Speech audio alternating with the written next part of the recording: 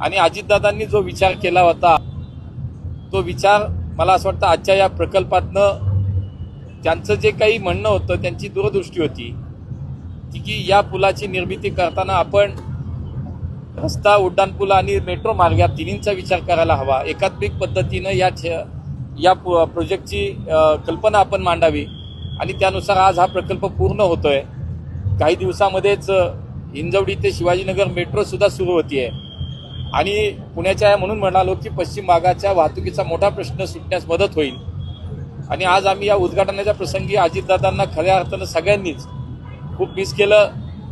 कारण पुण्यात मागच्या 8-10 वर्षात राज्यामध्ये सत्ता कोणाची असो किंवा महानगरपालिकेमध्ये सत्ता कोणाची असो, आम्ही सर्वांनी मिळून सातत्यानं एकत्र काम केलं.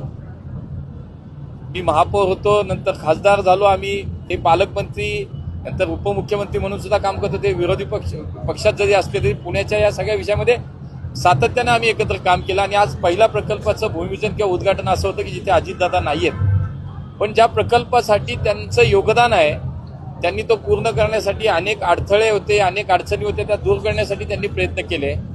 त्या पुलाला त्यांचं नाव देण्यात यावं, या प्रकल्पाला त्यांचं नाव देण्यात यावं अशी सगळ्यांचीच भावना होती.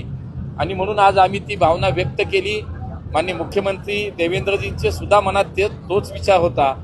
आणि म्हणून आज सर्वानुमते या एकात्मिक जो काही प्रकल्प आहे इथला, त्याला दुमजली उड्डाणपूल, त्याला अजितदादांचं नाव देण्याचं आज सर्वानुमते ठरलं. आणि खऱ्या अर्थाने इतक्या मोठ्या प्रकल्पाचं आज लोकार्पण होतंय. हीच अजितदादांना मला असं वाटतं की एक श्रद्धांजली असेल.